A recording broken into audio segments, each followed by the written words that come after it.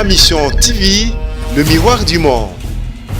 Et ça, la dividende, elle est d'ordre étatique. On est presque à la fin de cette émission. Donc, nous avons commencé pour la nouvelle année. Parmi les Congolais, au président Félix, on a partout. Ce qui peut écouter, c'est ça. Mais, Aza porteur d'espoir. Il y a un grand groupe de Congolais pour il est venu deuxième dans l'élection. Aza porteur d'espoir. Pour il a beaucoup de pour je ne vois pas de mal dans cela. Oh. Voilà une très bonne question encore au Poussani. Dans cette bonne question, il y a que état de droit est un processus autozobundela. Et dans le processus, élément où il y a la boum pour état de droit et vanda, c'est la mentalité. Mais la mentalité, c'est un travail que nous sommes en train de faire. Le président n'est pas le technicien. Le technicien explique à sa étude à sol à comprendre qu'il faut qu'à niveau l'argent a été déboursé après avoir consulté les techniciens. À fond propre.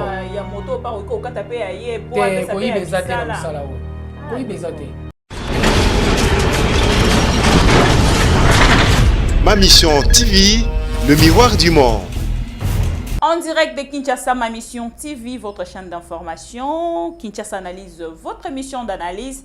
Bibi Kapinga à la présentation. Aujourd'hui pour vous, Tokoyamba Moko, il y a Bandeko IDPS avec Eye, de Tokosala qui est analyse, il y a Makambo Oyo Eleki tout au long de la semaine et Tolobe la Mouké actualité. Actualité à Liboso, président de la République Azaliko s'est retrouvé Toko séjourné Kuna, mais États-Unis d'Amérique sur invitation, il y a Américain et Nini Penza Kekosala Kuna. Bakei kolobela nini babengiseli nini tokoyi bango na mikolo ezali koya président de la République azaki na Sénégal mokolo a lobby et lobby pe kaka tozalaki na ndeko Franck Diongo oyo a lobby makambo ya minene oyo ekamwisi bato ndeko Franck Diongo apesi ba message oyo ekamwisi bato na kati émission oyo nde tokoleka to décortiquer na moko ya UDPS ndeko Franck Diongo azali ko reconnaître président Kakamoko Namboka Congo. Tozana ndeko Diabanza, mon nene à qui je dis bonjour. Bonjour. Bonne ndeko Diabanza. Madame. Alors nayone la ningaki to meka un peu comme ça la analyse qui est il y a to bananesi ndeko Franck Diongo tokei na ngambo il y a Sénégal pe to reçoit sous moi ba sous point oyo eleki na semaine alors to banda Nandeko Franck Diongo. Besoin qu'un monde en fait comme on Nandeko Franck Diongo abimi na grâce présidentielle et puis à ça les points de presse na lobby bisunyo se demander poser la lobby lelo nazo pe sa position nanga a pe si position na à lobby yé azali na Félix Tshisekedi. C'est-à-dire qu'il y a ça là na Félix Tshisekedi te mazo reconnaître Félix Tshisekedi en tant que président.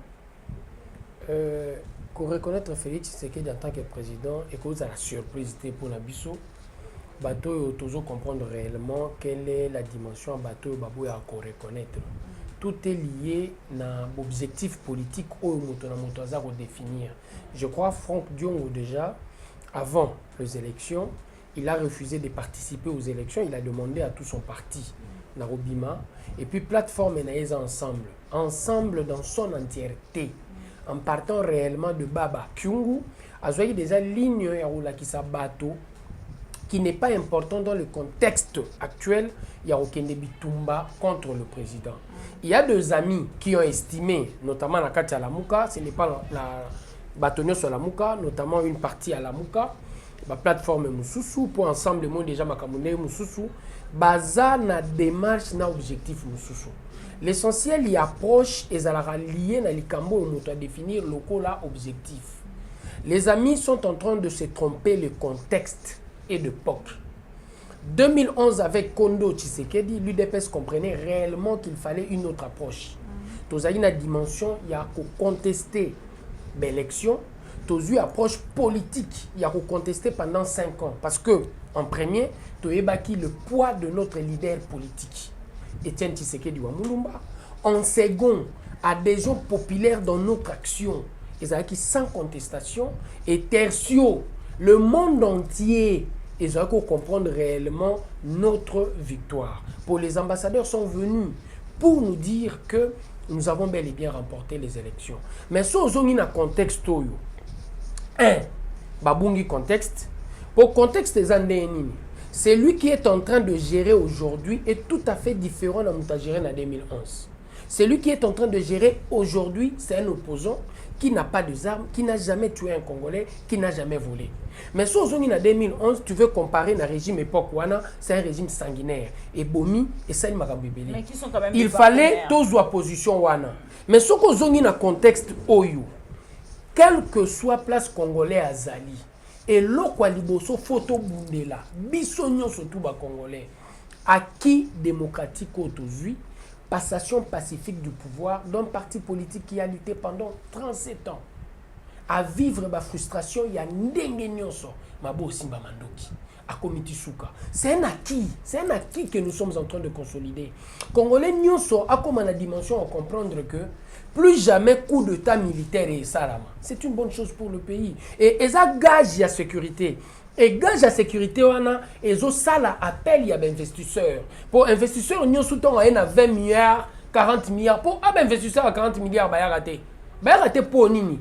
40 milliards, ce n'est pas peu d'argent. 10 milliards, ce n'est pas peu d'argent. Nous avons 5 milliards net dans Mboka. Où il y a évité lobby sur le plan sécuritaire. Ceux qui ont géré le Massas. Et là, on a eu des personnes congolais partout. Foya ko Simba. A Simba pour toi avancer. Nazo kota na likambo pona la kisake Diongo en tant que politique, il a su comprendre qu'il est important que nous tous consolider à qui oyo. Il y a un surprise pour pas n'importe qui en tant qu'opposant. Bororo lobate que esa surprise pour na binoté. Diongo reconnaît quand même le président de la République lobake esa surprise te pour na bino. Esa la surprise te pour na nini. Nazo comprendre que na perspicacité na ye analyse. Il fallait nécessairement à comprendre le qu'on a expliqué.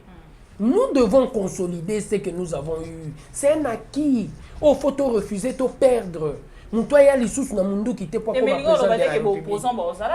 Oh, mais Dieu, on ne dit pas qu'il ne peut pas être opposant. Mais il reconnaît la victoire aux élections. Il y a président Félix Tshisekedi en premier. Et c'est ce qui est important. Mais à continuer pour le Balisusu, il faut te vendre pour te assainir. Assainir la dimension et l'organisation de l'élection dans notre pays pour que dans l'avenir, transparence soit et permettra que contestation et ça la soumise. Pour le président, c'est le moins important. Pendant que l'essentiel est électorat et voter opposition, mais à comprendre que une majorité parlementaire et qu'il y place Moussous. C'est le moins important. Et à Sengi, pour cela, il nous faut nécessairement voir dans quelle mesure tous à assainir cette dimension et organisation de l'élection pour l'élection tant que bandouya et ça la élection qui toko. To vivre te makambo, to vivre na sénatorial, to vivre te l'élection bandos à la élection il y a à coup d'argent, il y a justification à budget bimaki, mais et ça la élection parce que nous voulons réellement donner à notre peuple et loko baganyaki. Il y a nomination de la législative pour la présidence de Gagnaki. Et ça, c'est vrai.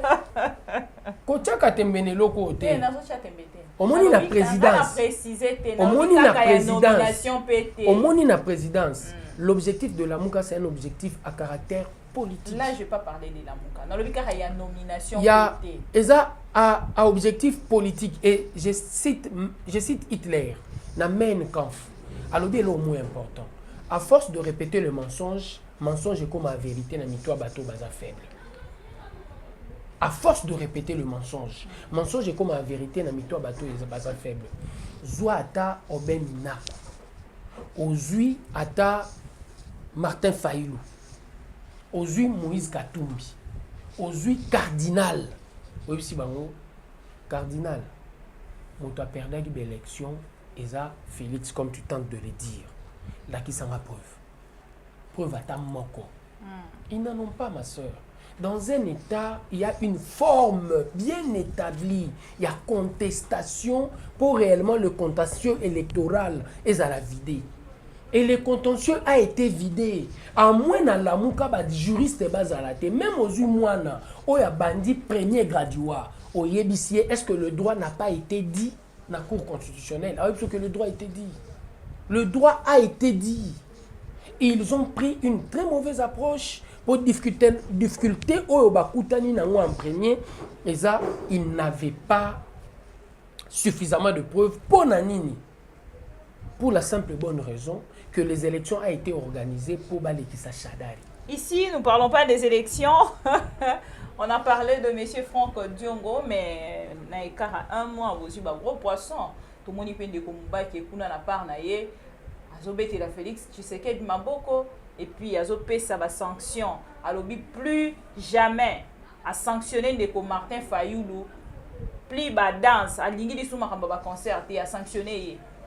Pour la faveur il y a. Je n'ai pas suffisamment d'informations sur passage néwana mais nalanda qui ont momukie. Na momukie nalanda qui na mona qui est peu que il était en train d'attaquer les présidents en place pour. La journaliste lui a posé la question de savoir est-ce que au Kokyo Salana président Félix pour Wouti Nae parti moko pour le comment la partie Nae il n'est plus dans l'UDPS à ça la partie Nae Wouti Nae parti moko. Mais on a le beau gagner ba gros poisson. Alobi boy alobi na koki ko Salana yete pour azo Salana Jean ya Kagame. C'est ce qu'il a dit. Et en ce que je sache Nazana besoin de commentaires mingité place wana. Nazana besoin de commentaires mingité place wana. Ce qui est important pour moi dans le contexte actuel, naibisio to consolider acquis aujourd'hui. Pour Congo ndenge kei, nous sommes partis pour le départ. On est en train de prendre le plus bel élan. Ndenge hymne national nabisio lobaka. La réunion de la Mouka séparation. Eza évident.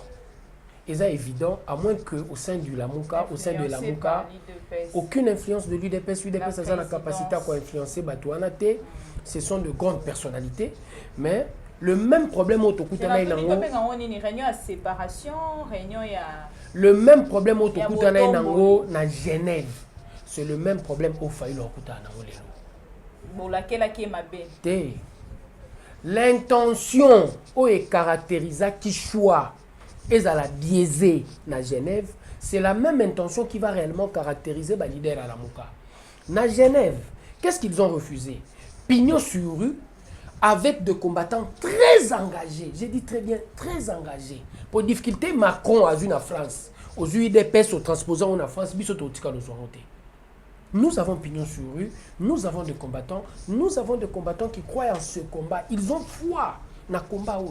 Non pour l'argent, non pour de relations, mais pour combat Oyo. Ils ont l'engina bisou. Et combat Oyo tondimaka que par l'instrument UDPS, nous serons capables de faire de ce pays un petit paradis. Et tant au total, biloko wana nyonso tout. Bande kona biso ala muka batali nini. Batali que ce qui te pesier, te consacrer leadership ya opposition ya libela. Ils ont biaisé l'essentiel de ce qui devait être fait. Banyati critères. Ils ont ça la choix à leader. Pour à parti. Même ma soeur, nous devons faire des efforts dans tout ce qu'on est en train de faire. Tout ça la recherche en vérité. Et dans le contexte, il faut écouter le même problème. En opinion sur eux. Mais difficulté na ezanini na biso. Au nombre de députés, qui est que Bemba, que Moïse Katumbi. Netchazana ba député Moukié. Bemba na Moïse Katumbi na course, il y a investiture, il y a porte-parole, il y a opposition. Barolinga nécessairement batia Faïlou de côté. Et Faïlou malheureusement, azande mon a eu des pestes. A okokate à se défaire na Batouana, à gagner puis à garder pignon sur rue. C'est quelque chose qu'on avait fabriqué de toutes pièces grâce à ba média minini. Oui, le lot toko n'y était. Combo naeza sous combo ezaki lobité. Ça c'est une réalité et c'est une évidence. Je crois que ce que je suis en train de dire ici, je ne me dis pas que j'ai la vérité, mais j'essaye de réfléchir. Na ba congolais nyo surtout au ba me ko réfléchir batala ceux qui analysent nangeza mabe. À la notoriété, mais à ba combattant engagé té. Pour les difficultés pour naé. Au nom de cadre, au ba ko accompagner leader Bemba Lekié. Au nom de cadre, on va accompagner leader Moïse Katumbi Alekié. Au nom de combattants, on va accompagner Naba cadre na leader Bemba Leki. Et c'est ce qui fait réellement que personnalité politique a un poids. Et en termes de ces éléments, Bemba a obimana po ebele koleka. Et Bemba Rolinganini ezalaï. Moïse Katumbi, na ensemble, il a beaucoup plus de députés que les autres. Et comme Chéribin Okende était en train de dire aujourd'hui le matin, Bazo Kende na démarche déjà au monde il faut bazo porte-parole et en opposition. Et na combo ya course, il y a un objectif précis, il faut bakabwana. Ceux qui barozont ensemble après que le leader sera investi. Et c'est normal. Et notre ami Fayoulou ayant compris tout ça, il y a nos monitina. Notre grand Fayoulou. Notre ami Fayoulou. Être grand dans ce pays, c'est pas facile. Être grand dans ce pays, vous devez être Étienne Tshisekedi wa Mulumba. Lumumba. Ouanezaba grand. Quand on parle de grand, en termes de grand, bateau va marquer réellement politique. Oh, action na bango et qu'on traverser temps. Eza Lumumba, eza Kondo Etienne Tshisekedi wa Mulumba. Merci beaucoup. En termes de positif. Il y a de ceux-là aussi qui vont traverser le temps, mais ils n'ont pas été très positifs. Avant de voyager aux États-Unis d'Amérique, ici, comme président de la République Azali, la question au Nazali Kobomba, votre point de vue, dans l'élection au Yéboutikoleka, le 31 mars, les députés Bazali ko dénoncer. Makambo et l'équipe qui pensa malamu mingi, ba tout mususu ba voter sans carte d'électeur. Est-ce que le président de la République a côté la côté on a la pas le batté nanga pas juste là. Béni.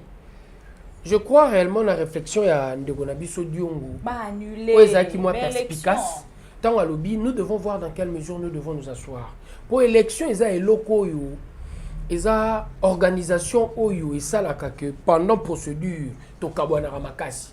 Tokabona po nini po nga nazo welela nazo place wana yo pe mama journaliste ozo wela so za politicienne quoi ozo place moko place eza moko me biso mibale tozo sa nini tozo welela et donc tozo welela e kabola rabiso élection sengaka ezala tellement transparent la transparence nango ça permet réellement à chacun d'entre nous dans son coin ceux qui toza animé na bonne foi na kokoka après les activités tokoka kozonga na bomoko.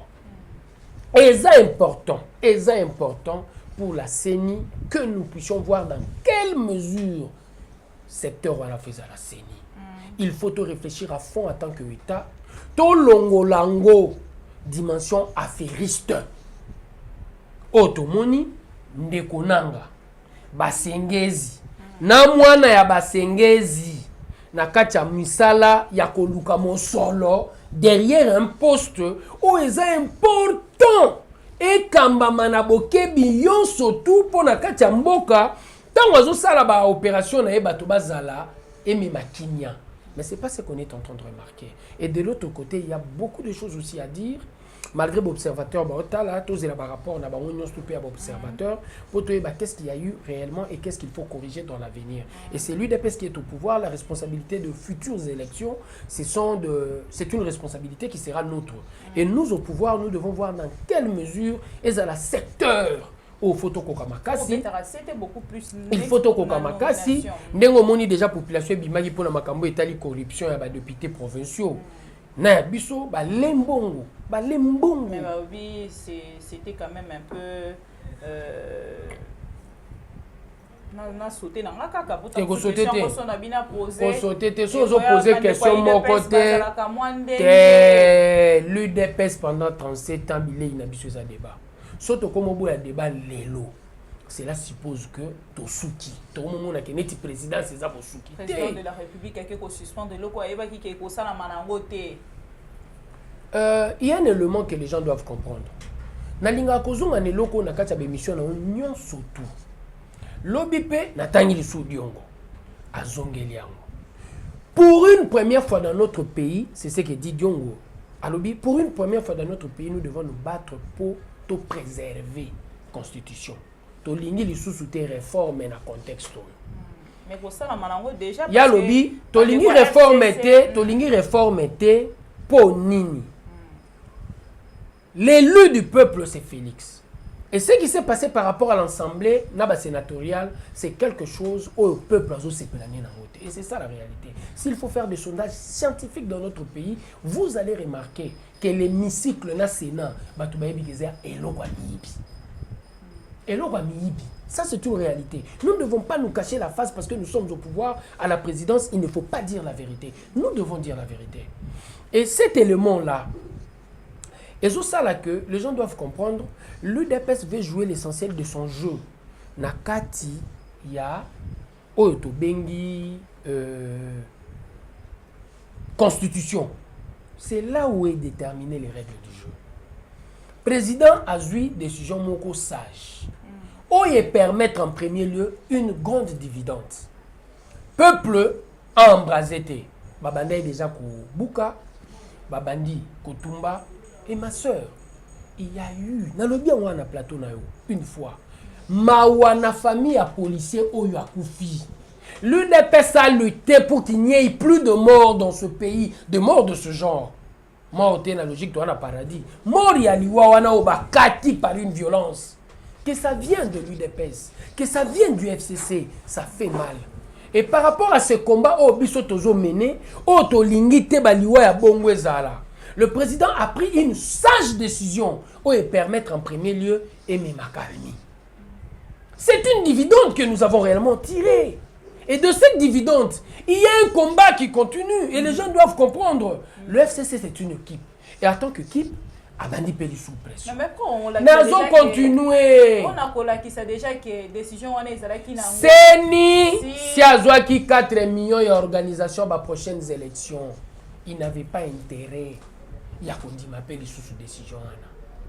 Au nom de la constitution, c'est ni aboundi la dimension politique pour déjà bien sa calendrier. Nous ne pouvons pas aussi dire que la CENI ne pouvait pas le faire. Mais toutefois, souci au bisotoza dans l'UDPS, il y a rebondi sa corruption. Et comme il y a nos soucis, il y a Congo tout entier. Et ça, tout souci, il y a peuple congolais. Mais ça, souci, il y a entre guillemets élite congolaise. Mais il faut nécessairement toper ça signaux fort. En partant de nos députés, toko sanctionner. Immunité lingolobanine. Moyibi, viol, koboma. C'est pas ça l'immunité. Par rapport à la corruption, c'est la gangrène qui est en train de tuer ce pays. Maman, nous sommes au sommet de l'État.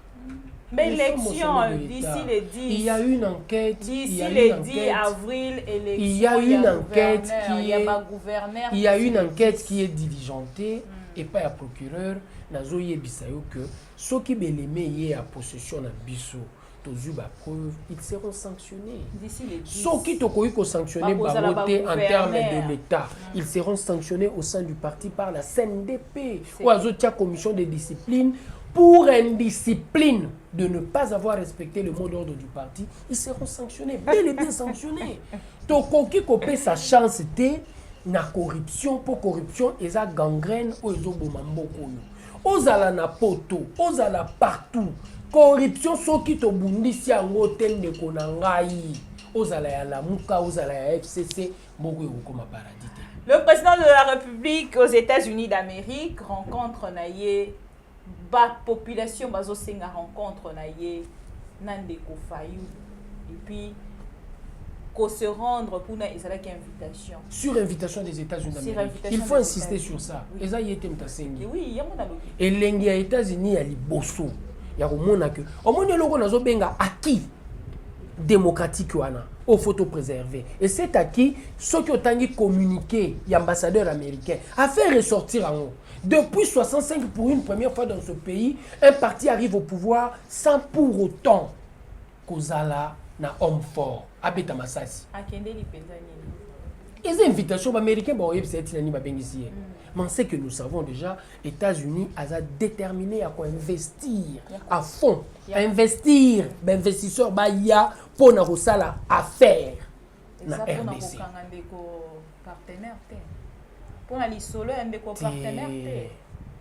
cette façon de réfléchir, c'est une façon de réfléchir où je me permets de me dire réellement à chacun d'entre nous, tu as les objectifs. Objectif, il y a les bourseaux à Congolais.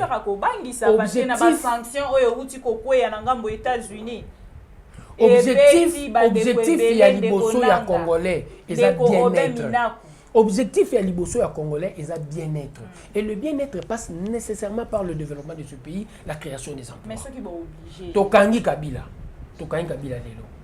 Et puis, c'est le côté. Et puis, pour nous, ça réflexion au Kabila. Pour tous Linga Félix, à gérer des mona Kabila. Pour Bazo Linga, état de droit et frapper Motonio. État de droit est à Bongote. Merci beaucoup. Au Sungingaï. État de droit est à la force des institutions. La force l'indépendance des institutions. Dans le contexte, il y a Moka Oyo. Il y a des journalistes. Et il y a des journalistes, il y a des moments que vous faites des investigations, maman journaliste. Ce qui est dit, ok, dans la cour des tribunaux, il y a la République démocratique du Congo. On va nous là une petite enquête. Et dans votre petite enquête, qu'est-ce que vous allez remarquer? La justice na biso batonyo surtout baganyariza bato bazalambon. Et tambolaka à coup d'argent. Ndengepe zela na silisa. Ndengepe na hémicycle ya Sénat na président Godé azolinga bomba moyibi ya corruption. Et tamboli à coup d'argent. Ma soeur, je prends Moïse Katumbi. Je prends syndicat Dokolo. Oui, na ba na kati mboko na tangi ba po ba na yebi ba na eti bato mboko. Oui, na ba na justice mboko bazo samba na yo. Na likambo limbisa ngai na poni neti viol. Vous assurez que la justice oyo ko longa ba. Même na pouvoir Andeko Félix et Tshisekedi. Mais ouais. Na rolonga langa te. Oh. Au bon état de droit tozolo bela. Voilà, une très bonne question encore au Poussani. Dans cette bonne question, na ina la kisao que état de droit est un processus autozobundela. Et dans le processus, élément où il y a la boum pour état de droit et vanda, c'est la mentalité. Mais la mentalité, c'est un travail que nous sommes en train de faire. Dans le programme politique du président Félix Torazagin, en termes, il y a président, il y a UDPS. Tant a présenté le programme politique né la Béatrice, il a parlé de l'homme au centre.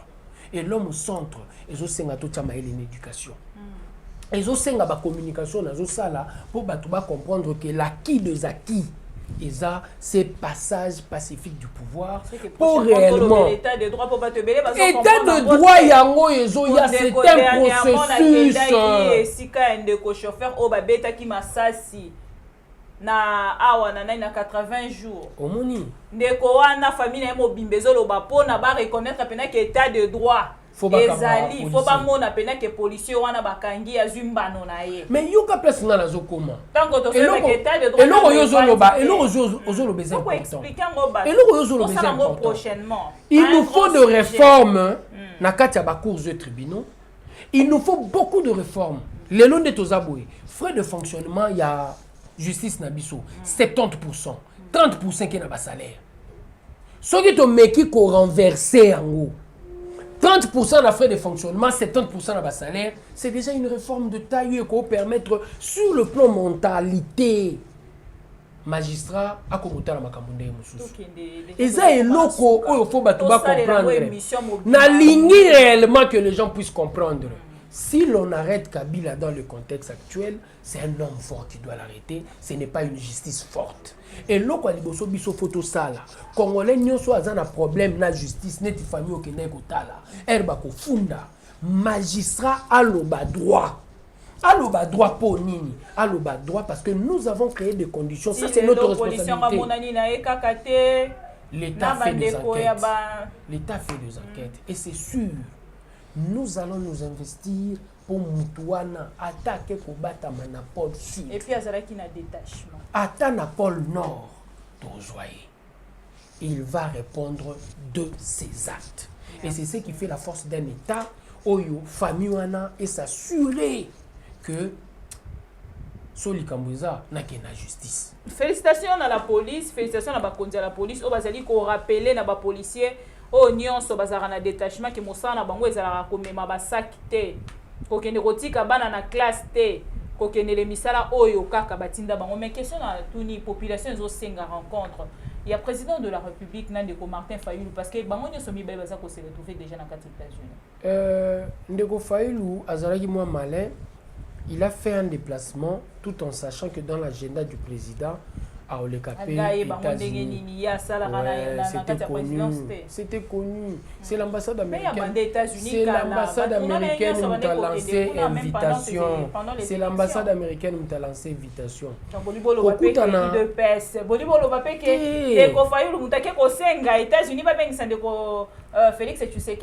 Le président Félix, dans son mission de serment, a Tomola et Loboko. Ndeko Fayulu a tweeté Loboko est salité. Biso to Tomola déjà Loboko. Et la preuve, si Bakutana, une église où la Assemblée là le président Félix a tapoté et béboué. Donc pour le président Félix, ça n'a jamais posé de problème Kokutana ba Congolais. Et Bomoni, là bas voyage, nous ça sali partout à Koma. En premier lieu, à Zolinga, à Sololana ba Congolais. Toza pouvoir ou yokaka base. Partout à Zokoma, à Zolinga Solana ba Congolais. Et Fayulu Bazalobi bo annuler élection sénatoriale Bossali Angote botika baza vanda na Kenya. Toujours décision de suspension pour en premier lieu to Lukaka. Et ça lié locaux. La dividende, elle est d'ordre étatique. On est presque à la fin de cette émission. Donc, nous avons commencé pour la Luganda de Fayulu. Asa parmi les Congolais au président Félix, il y a beaucoup partout. Ce qui peut écouter naïe et Zamabete. Mais Asa porteur d'espoir. Il y a un grand groupe de Congolais pour il est venu deuxième dans l'élection. Asa porteur d'espoir. Kolinga kokuta naïe. Surtout, je ne vois pas de mal en cela. Mais j'estime quelque part le président a un agenda très serré. Il est parti aux États-Unis d'Amérique sur invitation et les Américains n'attendent invitation au Batikelier. Ce qui m'espace, c'est mon année à l'Obès-Solana et moi personnellement ça ne me dérange pas, mais c'est le président de la République. C'est le président de la République. Tokomina Souka, Bato Balobi, Ndeko Félix et tu sais qu'il faut solo là, n'a chef coutumier. Basa ko rendre un mauvais service, c'est-à-dire que basa na kanda na ye quelque part tala banzela ezo salama na tongo na pourquoi mvula moko ataka ya 30 minutes bou nzela nyonso ekei il faut pas solo là dans le cadre de que 100 jours na bilan 100 jours tout le monde a que misala na nyonso esala mia bozo présenter banzela ezala banzela moko oyo ketokei to moni totali to lobi 100 jours esali musala nango kezala na kati ya programme à 100 jours bo pesi nyonso oyo ezalaki na kati ya caisse kuna na provision bozui bo pesi kuna basali banzela compteur à zéro.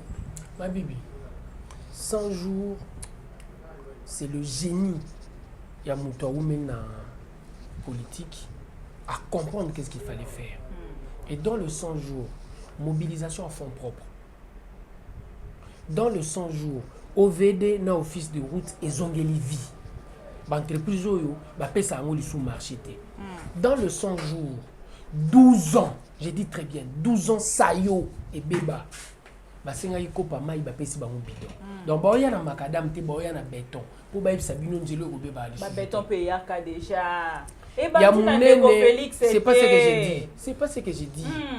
Yamunene et Salami na tronçon. Victoire Kasavubu, victoire. Kasavubu, victoire à Oleki Mouké Bongolo. Basala ngo ponzela neza iko beba bongo. Basala on a sayo. Basala on a libulu manzengele. Maman. Mais est-ce que vous savez nazo pesa bambula zela. Eza musala office de route. Le président n'est pas le technicien. Le technicien explique à sa l'étude à sol à comprendre que faut qu'à niveau boui. L'argent a été déboursé après avoir consulté les techniciens. À fond propre.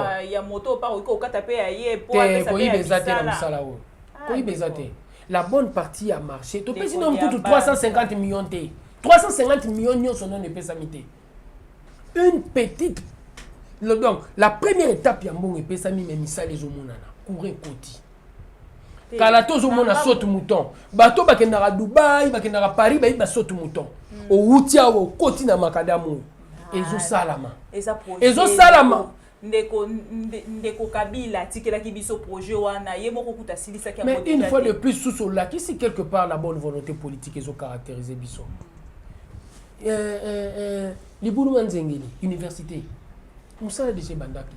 mais elala qui senso o mata qui non comment qui senso te o mati likolo bimi campus nzela wana ezosalama oui ezaba nzela si ekatama mais la bonne volonté politique dans un espace de 100 jours nous avons été capables réellement ya kobongisa banzela nyonso ya ville province ya Kinshasa et puis banzela ya intérieur courant et que l'ouosi le coucou ah bon 100 jours il fallait jour mususu kitana yo to filmer 100 jours to filmer 100 jours to la tsana bande ko na biso libanda la bonne volonté politique qui est en train de caractériser ce pouvoir to komina suka un mot na ba téléspectateurs to pe ba abonné nyonso ya ma mission baladio na ba non abonné o bazolinga pe ba s'abonner mais na mona autant mususu ya leo ma mission est à instrumer zo permettre biso to atteindre le monde entier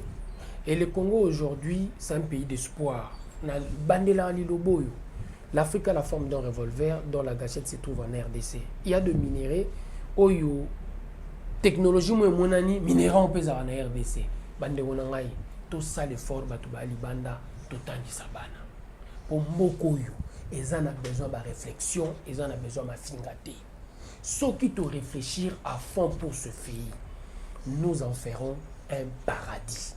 Jamais comme mboka munene soki biso moko to tie maboko te okoza lo sepeli na ngai te o sepeli na réflexion na ngai te contradiction eza bile ya ba congolais pour mboko yo ekende liboso. Bonne chance na ba sénateur au bako siéger l'un de ces 4 matins. Sénat eza déjà institution ya discrédit eza difficile congolais moko appeler ça crédit.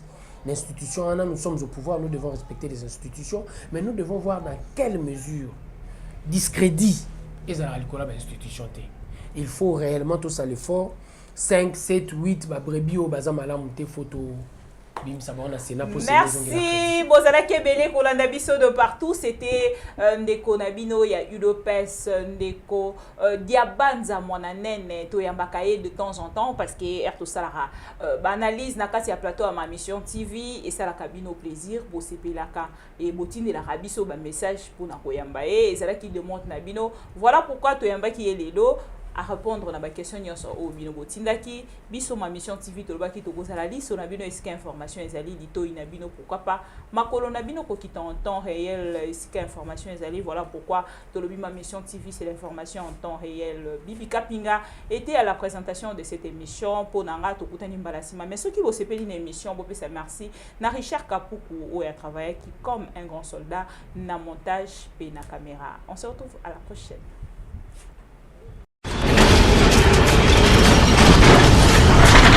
Ma mission TV, le miroir du monde.